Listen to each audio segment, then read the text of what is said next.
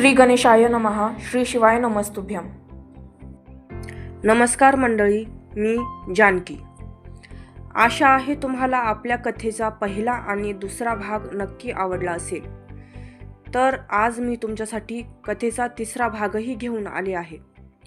पण तत्पूर्वी जर तुम्हाला माझी कथा आवडत असेल तर माझ्या चॅनलला सबस्क्राईब करा आणि बेल आयकॉनवर क्लिक करायला विसरू नका, जेणेकरून माझ्या येणाऱ्या कथेचे तुम्हाला अपडेट मिळत राहतील. तर आता आपण आपल्या कथेच्या तिसऱ्या भागाला सुरुवात करूयात. कथेचं नाव आहे जीव भुलला माफिया लव्ह स्टोरी भाग 3. अमर वाणीच्या विचारात होता तेव्हाच त्याला मित्तल आठवला. त्याच्या चेहऱ्यावरचं हसू गायब होऊन त्याची जागा रागाने घेतली होती. तेवढ्यात दरवाजा उघडण्याचा आवाज आला. निशांत आला होता. अमर माफिया आहे हे इथे उपस्थितांपैकी फक्त एकालाच माहीत होतं आणि ती व्यक्ती होती निशांत. त्यामुळे अमरच्या हर एक गोष्टीची खबर त्याला राहायची. मित्तलच्या बोलण्यात येऊन अमरच्याच माणसाने त्याचा विश्वासघात केलेल्याची खबरही त्याला मिळाली होती. त्याबद्दलच बोलण्यासाठी त्याने अमरला बोलावलं होतं. बाहेर जाणार होते ते म्हणजे कोणाला काही कळणार नाही. पण आता खूपच लेट झालं होतं, म्हणून मग घरीच थोडक्यात बोलायचं ठरवलं. त्यामुळे सगळे कामात व्यस्त असताना निशांत अमरकडे गेला होता. अमर, बोल आता, काय झालं नेमकं? मला थोडाफार आलंय कानावर, पण पूर्ण सांग. निशांत त्याच्या शेजारी बेडवर बसत बोलला. मित्तलने माझ्याच एका माणसाला स्वतःच्या बाजूने करून माझा प्रोजेक्ट चोरला होता. किती मेहनत घेतली होती मी त्या प्रोजेक्टसाठी, सगळं त्याने घेतलं.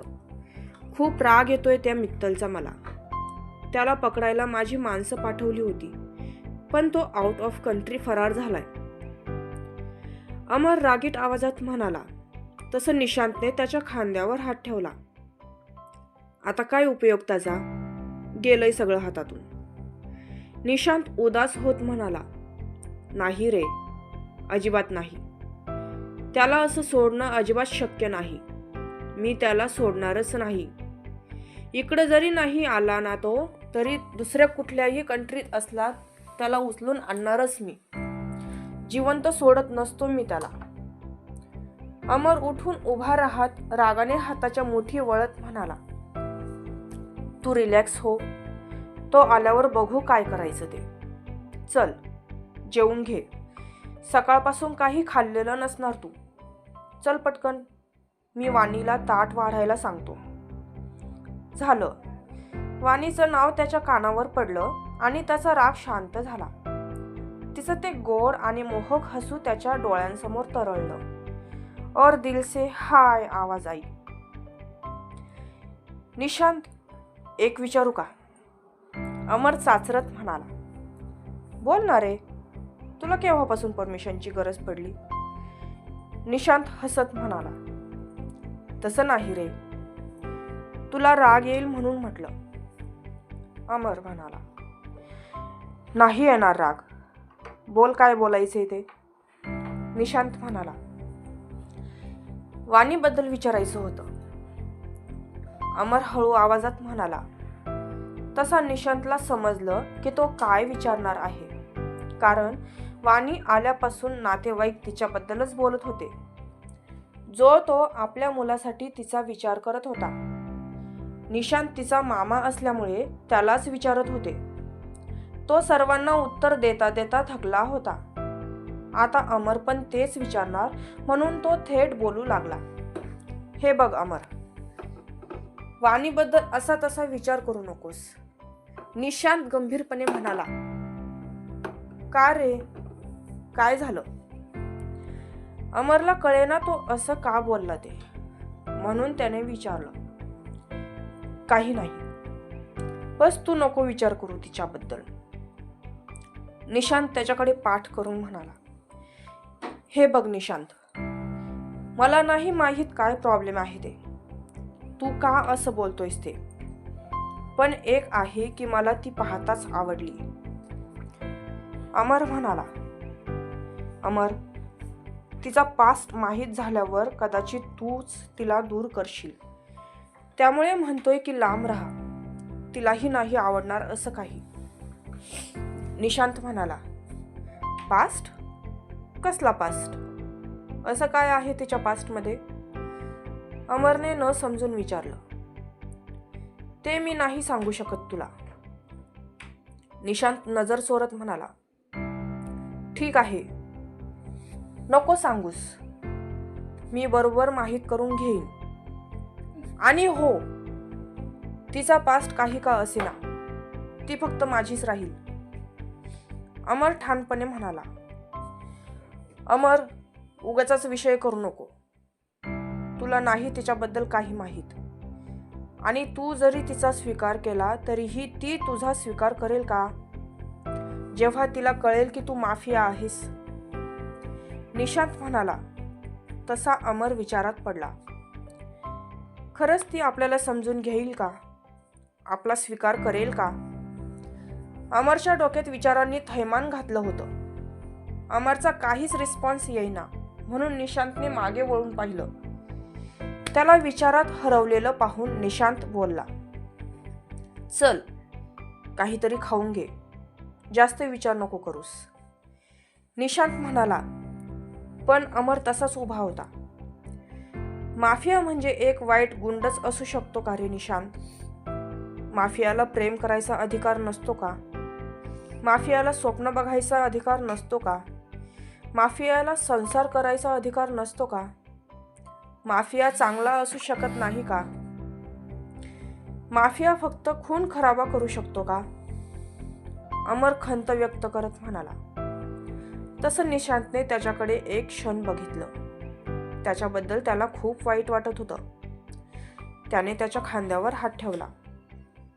अमर, समाजासाठी तरी तू माफियाच आहेस. तुला कुठल्याही फिलिंग्स नाही आहेत. निर्दयी आहेस तू. दगड आहेस तू. हृदय नाहीये तुझ्यात. माफियांसाठी मुली फक्त एका रात्रीसाठी बायको असतात. जरी तुझ्यासाठी नसल्या तरी समाजाच्या दृष्टीने हेच खरं आहे. जीव घेणं आहेस तू. आणि त्या समाजात वाणीही येतेच. तिने जर तुला समजून नाही घेतलं, तुझं प्रेम नाही समजून घेतलं, तर तुझं ते दगडरूपी हृदय तुटून जाईल रे. त्रास होईल तुला.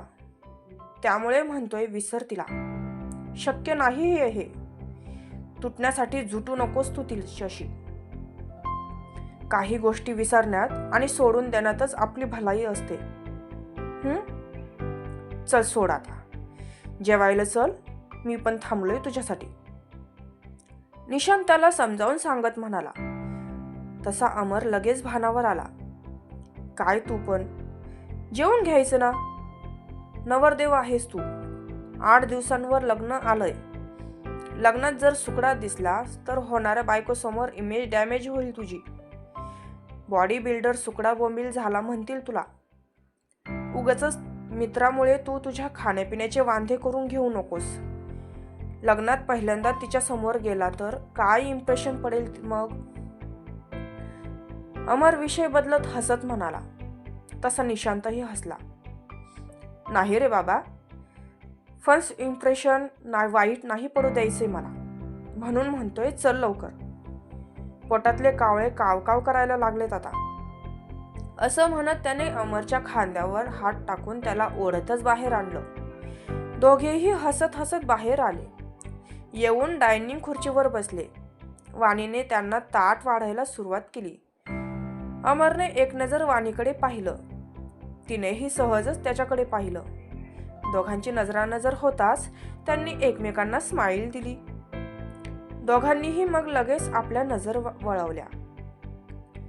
जेवण आवरेपर्यंत कोणीही बोललं नाही. वाणीचा पास्ट जाणून घ्यायला हवा का? असं काय असेल तिच्या पास्टमध्ये?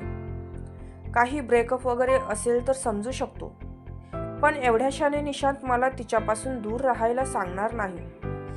मग नेमकं काय कारण? अमरच्या मनात जेवता जेवता असेच विचार चालू होते. शेवटी त्याने जेवणावर लक्ष केंद्रित केलं. निशांत, अमरने जेवणं आवरली. आणि त्यांच्या नेहमीच्या ठिकाणी म्हणजेच टेरेसवर निघून गेले. मनात कितीही दुःख दडपण असलं तरी ते या ठिकाणी येऊन विसरून जात होते. या ठिकाणी अमर माफिया नसून फक्त अमर आणि एक मित्रच असायचा. माफिया डॉन याचा लवलेशही दिसत नव्हता, फक्त आणि फक्त अमर. म्हणूनच तर निशांतने त्याला जपून ठेवलं होतं. असा मित्र या जगात कुठल्याच कोपऱ्यात मिळणार नाही, म्हणून मिळालेला मित्र त्याने हाताच्या फोड्याप्रमाणे जमला होता. काय वाटतं तुम्हाला? काय असेल वाणीचा पास्ट ज्यामुळे निशांत अमरला तिच्यापासून लांब राहायला सांगत होता? विचार करा आणि सांगा. तोपर्यंत मीही तुमच्यासाठी पुढील भाग लवकरच घेऊन येईल. जर तुम्हाला माझ्या या कथेचा भाग आवडला असेल तर माझ्या कथेला लाईक आणि माझ्या चॅनलला सबस्क्राईब नक्की करा. भेटूया पुढील भागात.